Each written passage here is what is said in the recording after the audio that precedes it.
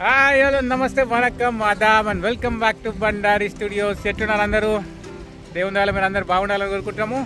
ఇప్పుడైతే మనం శాస్తా డ్యామ్ దగ్గరికి అయితే వచ్చినాము. శాస్తా డ్యామ్లోని ఫిషర్మెన్స్ పాయింట్ దగ్గరికి అయితే వచ్చేసాం అనమాట. ఇక్కడ నుంచి విజువల్ ఎట్లుంటుందో మీరు చూసేసేయండి. మీరు చూసే ఈ డ్యామ్ అయితే కాలిఫోర్నియాలోని రెడ్డింగ్ అనే ప్రాంతంలో ఉంది. సో మీరు చూస్తున్న ఈ లేక్ అయితే సాక్రమెంటో రివర్కి ఎక్స్టెన్షన్ అనమాట.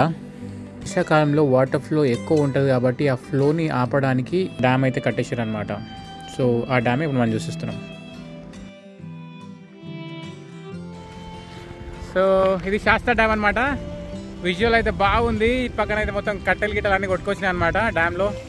సో ఈ డ్యామ్ చాలా పెద్దది. ఈ డ్యామ్లోని వాటర్ ఆక్టోపస్ లాగా ఎక్కడ సందులు దొరికితే కొండల మధ్య నుంచి అక్కడికక్కడికి వెళ్ళిపోయినాయి అనమాట. బట్ మెజారిటీ ఆఫ్ వాటర్ని అయితే ఇక్కడ ఆపిరనమాట.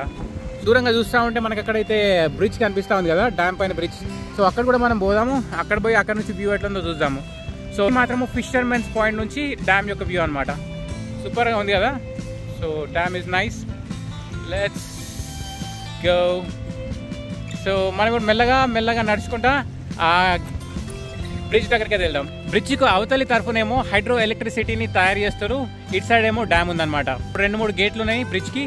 సో కావాల్సినప్పుడు ఇక్కడ లేకపోతే నీటి మట్టం పెరిగినప్పుడు ఆ గేట్స్ అనేవి ఓపెన్ అయ్యి ఇక్కడ నుంచి వాటర్ని అక్కడ కింది ప్రదేశాలకు తరలిస్తారనమాట.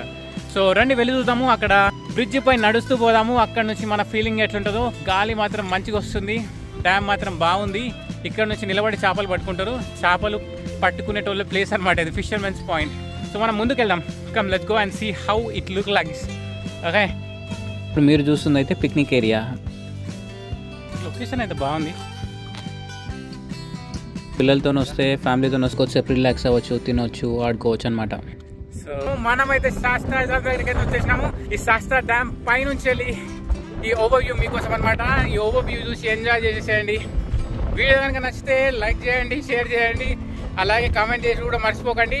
మీ ఫ్రెండ్స్ ఉంటే మీ ఫ్రెండ్స్కి చెప్పండి సబ్స్క్రైబ్ చేసుకోమని.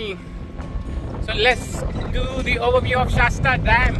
సో డ్యామ్ పైన ఉన్న బ్రిడ్జ్కి అయితే మనం పోతున్నాము. సో మనం బ్రిడ్జ్ పైన కొంచెం వాక్ చేస్తూ ఉంటాం కొద్దిసేపు. సో అక్కడ నుంచి మీకు ఓవర్ వ్యూ చూపిస్తాయి. అంటే కొండల నడుమ ఉన్న ఈ డ్యామ్ ని చూస్తే మంచిగా అనిపిస్తుంది.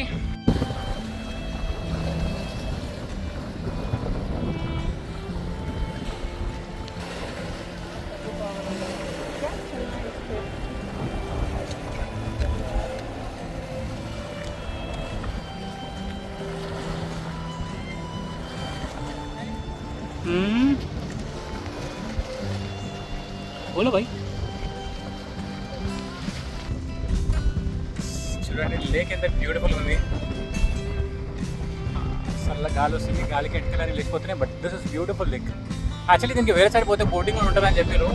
కానీ టైము ఎక్కువ అవడం వల్ల 5 గంటల దాకా ఓపెన్ ఉంటుంది. సో వచ్చేటోళ్ళు ఎవరైనా ఉంటే పొద్దున వచ్చేసేయాలి. పొద్దున 9 గంటల నుంచి వెళ్ళి 5 గంటల దాకా ఓపెన్ ఉంటుంది అంట. బోటింగ్ కానీ ఇంకా డిఫరెంట్ యాక్టివిటీ చేయడానికి అవకాశం ఉంటుంది. మేము ఆల్మోస్ట్ వచ్చి 5 గంటల బికాస్ సమ్మర్ ఇంకా ఎండ మాత్రం పిచ్చి కొడుతుంది. యాక్చువల్లీ గుడ్ వా అని చెప్పలేము కానీ. So normal dam. వీడియో వస్తే లైక్ కొట్టు, ఏం చూస్తున్నావు ఇంకా సబ్స్క్రైబ్ చేసుకో. బాయ్. పక్కనేమో ఇక్కడ 2 గేట్స్ అయితే పెద్దగా ఉన్నాయన్నమాట. ఆ వాటర్ అనేది ఫ్లో అవుతుంది. ఫ్లో అయిపోయిన వాటర్ మొత్తం హైడ్రో ఎలక్ట్రిసిటీ కన్వర్ట్ చేయడానికి యూజ్ చేస్తున్నారు అనమాట. సో ఇది వాళ్ళకున్న పవర్ యూనిట్ అనమాట. వాటర్ ఇక్కడ ఫ్లో అవుతున్నాయి.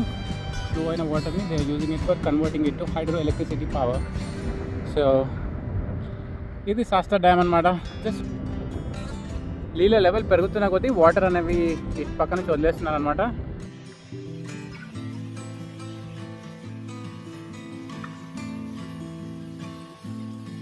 ప్రస్తుతం అయితే సమ్మర్ కాబట్టి ద వాటర్ లెవెల్ అయితే చాలా తక్కువ ఉందన్నమాట. సో అవుట్ఫ్లో కూడా చాలా తక్కువ ఉంది బేస్డ్ అపాన్ ద వాటర్ అనమాట. మీరు చూస్తారు కదా, కొన్ని వాటర్ మాత్రమే పోతున్నాయి. Actually forgot to say something. Shasta Dam is the one of the biggest and tallest dam in USA anamata.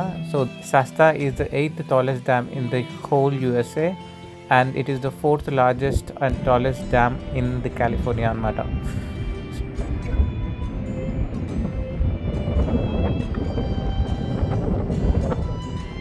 This is the hydroelectric power station.